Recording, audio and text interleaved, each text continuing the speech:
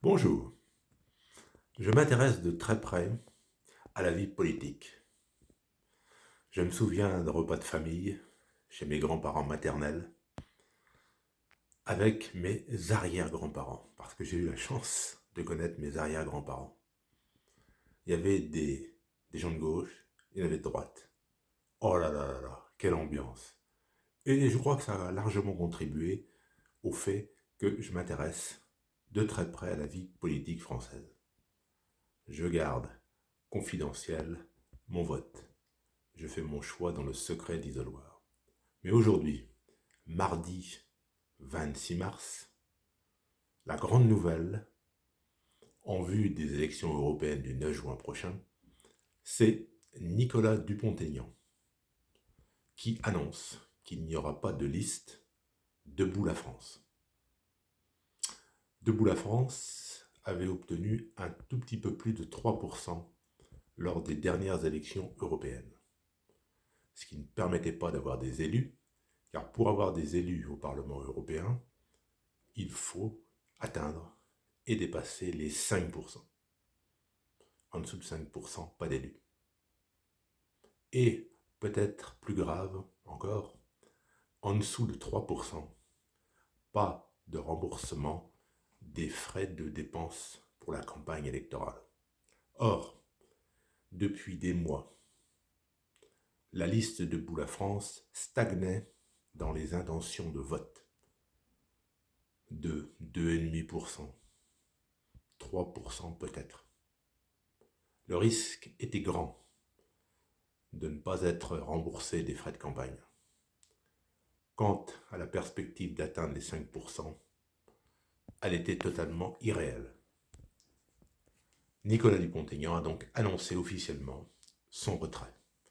Il a donné ses raisons, le climat international tendu, la situation de déficit en France qui fait que, selon lui, la priorité, c'est son poste de député au Parlement national, à l'Assemblée nationale.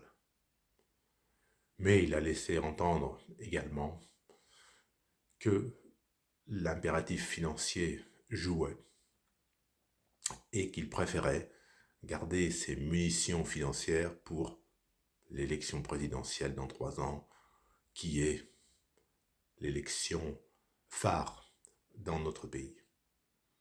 Alors on peut se poser des questions, y aura-t-il d'autres listes, à gauche comme à droite, qui vont jeter l'éponge? C'est tout à fait possible, car le nombre de listes est déjà très élevé et rare, parmi celles que l'on connaît bien sûr,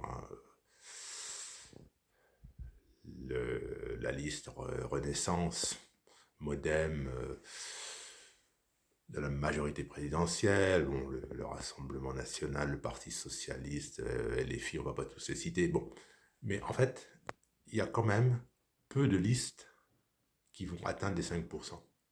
Et il y a des listes qui sont sur la sellette, dans l'incertitude. Les Républicains, donnés à 7% dans les sondages, est-ce qu'ils auront vraiment 5%? C'est pas acquis. Reconquête, 5, 6, 7 parfois, c'est pareil.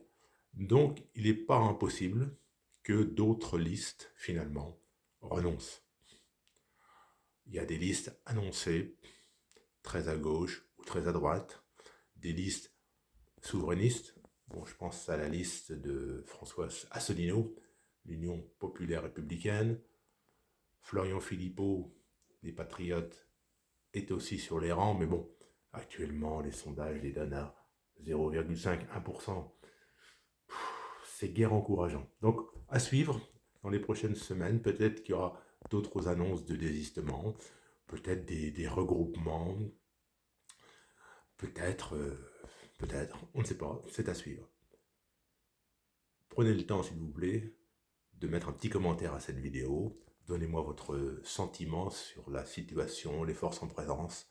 Comment vous voyez, vous, ces élections européennes. Bonne fin de journée.